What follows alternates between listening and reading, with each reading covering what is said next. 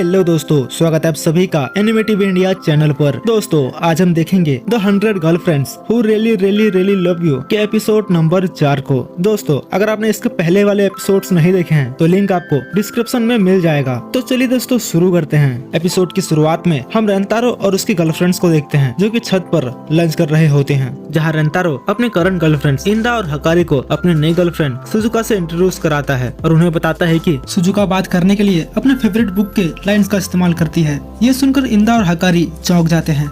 Introduction खत्म होने के बाद रेंतारो तीनों की कुछ ऐसे आदतों के बारे में बताने लग जाता है जो उसे आकर्षित करती हैं। जैसे जब सुजुका अपने बुक के किसी सीन को पढ़ती है तो उस सीन के हिसाब से वो अपने पैर हिलाती है, बिल्कुल एक छोटे पपी की तरह। वहीं जब हकारी गहरी सोच में डूबी रहती है तो वो अपनी उंगलियों को अपने होठों के बीच रखती है। और रिंदा जब भी खुश होती है या शर्माती है तो कैसे वो अपने बालों के साथ खेलने लगती है। तीनों लड़कियां ये सुनकर शर्मा जाती हैं। साथ ही इन आदतों को बताते समय रेंतारो उनकी कुछ अनोखी चीजों के बारे में बात करता है जो इंदा और हकारी किस करते समय करती हैं। ये सुनकर सुजुका एम्बैरेस हो जाती है और उससे पूछती है कि क्या वो पहले ही एक दूसरे को किस कर चुके हैं। रेंतारो पूछता है कि क्या उसे इस तरह की चीजों में दिलचस्पी है, जिससे वो कहती है कि वो अपनी शादी तक अपनी पवित्रता बनाए रखना चाहती है। लंच करते समय रेंतारो, हकारी और इंदा छोटी छोटी बातें करते हैं और इसी बातचीत के दौरान रेंतारो नोटिस करता है कि सुजुका खुद को रोक रही है। रेंतारो एक प्लान बनाता है ताकि सुजुका इंदा और हकारी के साथ कंफर्टेबल हो सके। वो सुझाव देता है कि उन चारों को कार्ड्स खेलना चाहिए और साथ ही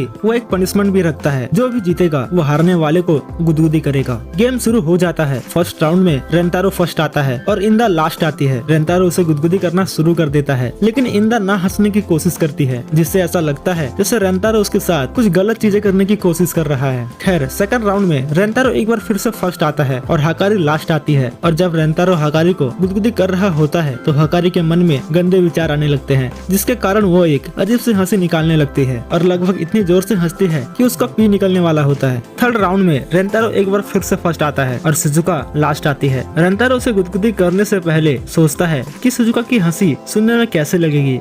वो सुजुका की हंसी सुनने के लिए उत्साहित हो जाता है, लेकिन उसकी उम्मीदें धरी की धरी रह जाती है जब सुजुका कहना शुरू कर देती है कि वो जोर से हंसी। वो असली में हंसने के बजाय अपने टेक्स्ट टू स्पीच का उपयोग करने लग जाती है और रेंतारो उसे देख के कहता है कि यह उतना भी ज्यादा बुरा नहीं है। वहीं जब रेंतारो सुजुका को गुदगुदी कर रहा होता है तो इंदा और हकारी को एहसास होता है कि रेंतारो अभी तक एक भी राउंड नहीं हारा है, जिससे उसे गुदगुदी करने की उनकी इच्छा बढ़ने लगती है। लेकिन उनकी इच्छा कभी पूरा नहीं होता और रेंतारो फोर्थ राउंड हार जाता है और सुजुका फर्स्ट प्लेस पर आती है। लेकिन सुजुका रेंतारो को ठीक से गुदगुदी नहीं करती है और इसके बजाय वो उसे चेस्ट पर पोक करने का फैसला करती है, जिससे इंदा और हकारी ये सवाल करने पर मजबूर हो जाते हैं कि सुजुका कर क्या रही है। सुजुका के खत्म होने के बाद रेंतारो कहता है कि वो कुछ ज्यादा ही हंस लिया है, इसलिए उसे बाथरूम जाने की जरूरत है। रेंतारो के जाते ही इंदा इस मौके का फायदा उठाते हुए सुजुका से पूछती है कि आखिर वो कर क्या रही थी। वो पूछती है कि क्या वो उन दोनों की वजह से खुद को रोक रही थी। आगे इंदा कहती है कि उसे पता है कि सुजुका रेंतारो को गुदगुदी करना चाहती है, लेकिन वो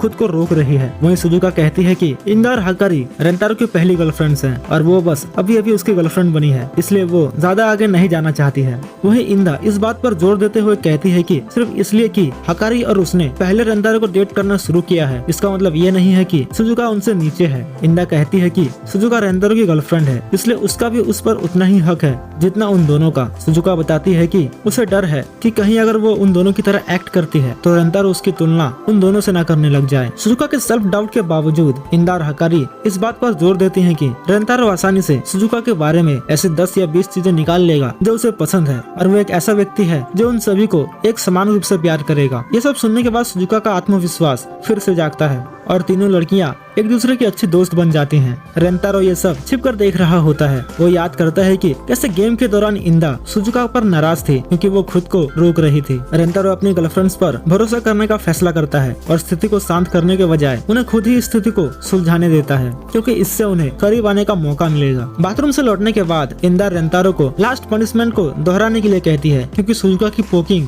गुदगुदी के रूप में गिना नहीं जाएगा। इसी दौरान सुजुका स्वीकार करती है कि उसने अपनी प्योरिटी बनाए रखने के बारे में झूठ झूठ बोला था और वास्तव में वो रेंतारो को किस करना चाहती थी। रेंतारो ये सुनकर अपनी खुशी व्यक्त करता है और सुजुका के अपने शर्मिंदगी और घबराहट से उभरने के बाद वो अपना पहला किस शेयर करते हैं। किस के बाद सुजुका उत्साह में डूब जाती है, जिससे हकारी इंदा को चिढ़ाने लगती है, ये कहते हुए कि क्या उसे भी एक किस चाहिए। इंदा मना कर देती है। वहीं हकारी रेंतारो को उसे भी किस करने के लिए कहती है। वे दोनों एक दूसरे को किस करते हैं, जिससे अब इंदा ही बच जाती है, जिसे किस नहीं मिला है। शुरू में इंदा इनकार कर देती है, लेकिन जब रेंतारो उसकी तारीफ करता है तो वो मान जाती है और वे दोनों भी किस करते हैं और अब तीनों लड़कियां उत्साह में डूब जाती हैं। रेंतारो सोचने लगता है कि क्या वो सच में इस खुशी का हकदार है। वो लड़कियों के प्रति अपना आभार व्यक्त करता है, जिसके जवाब में वो कहती हैं कि ये उसकी नहीं उनकी लाइन है और ये एपिसोड यहीं समाप्त हो जाता है। लेकिन याद रहे अभी भी 97 गर्लफ्रेंड्स बची हुई हैं जिनका इंतजार रेंतारो कर रहा है। तो दोस्तों, आपको ये वीडियो कैसी लगी नीचे कमेंट में जरूर बताइएगा।